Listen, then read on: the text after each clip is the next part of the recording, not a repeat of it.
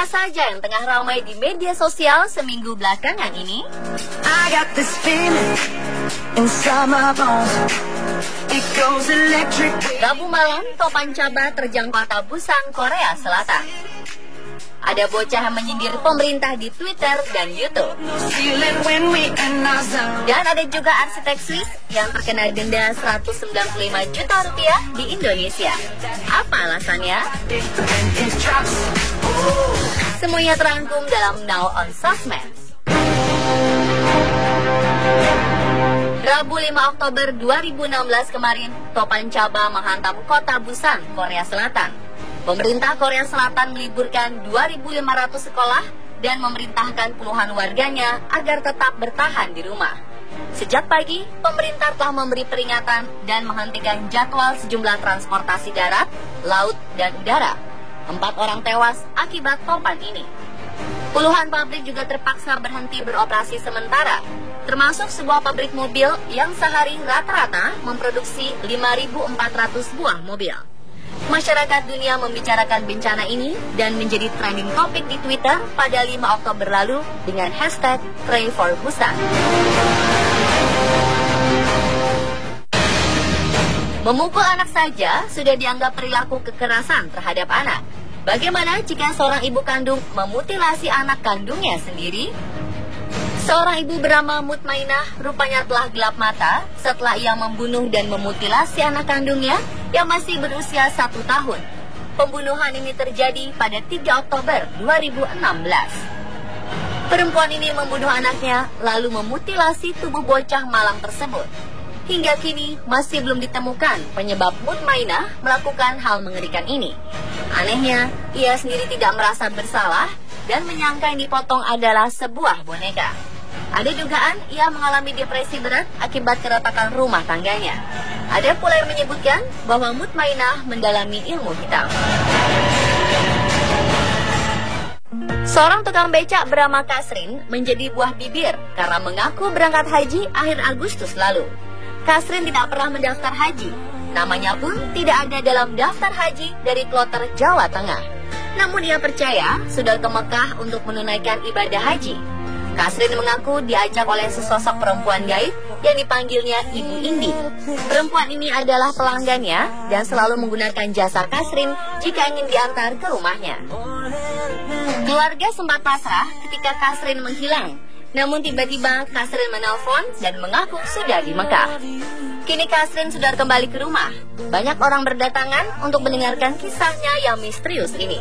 Pengunjung bukan hanya tetangga dari sekitar, tapi juga dari daerah lain yang sudah mendengar kisahnya.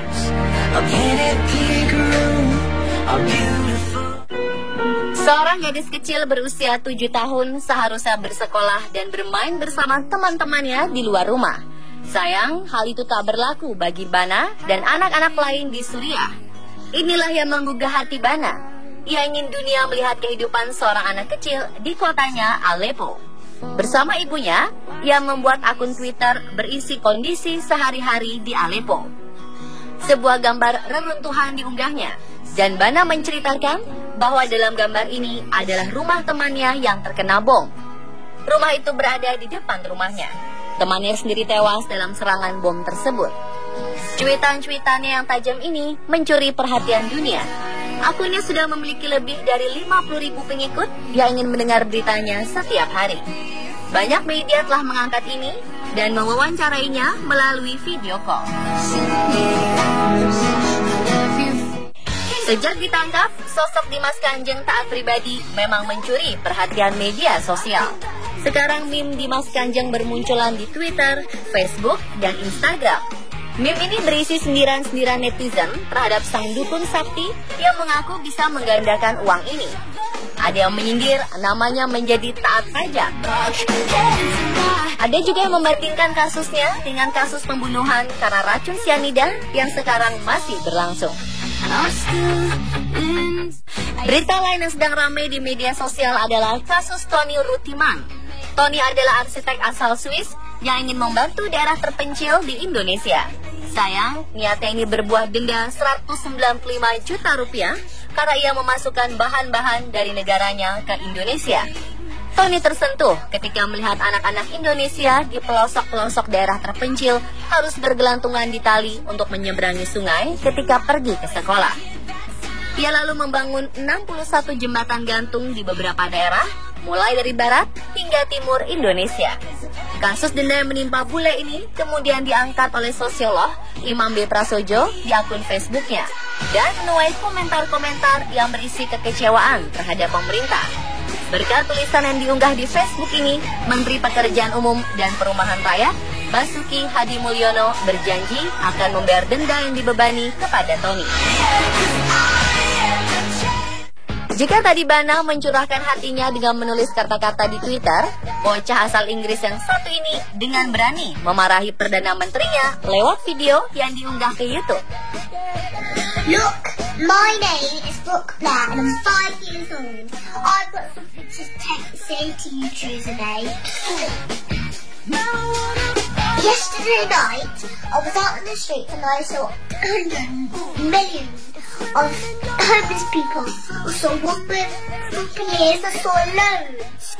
Dalam video ini, bocah bernama Brooke Blair mencurahkan isi hatinya dengan nada marah.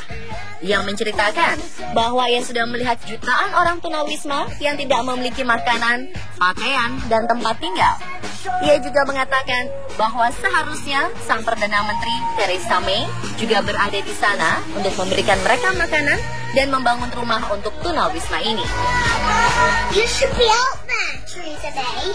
You should be biscuits, hot chocolate sandwiches, building houses. Look, I'm only 5 years old. There's nothing I can do about it. Save enough money and there'll never be enough. Video ini menjadi viral karena Brooke terlihat sangat serius. Banyak yang memuji keberanian gadis ini dan menilai bahwa itu memang benar-benar suara hatinya. Brooke tidak terbata-bata dalam menjelaskan kata-katanya.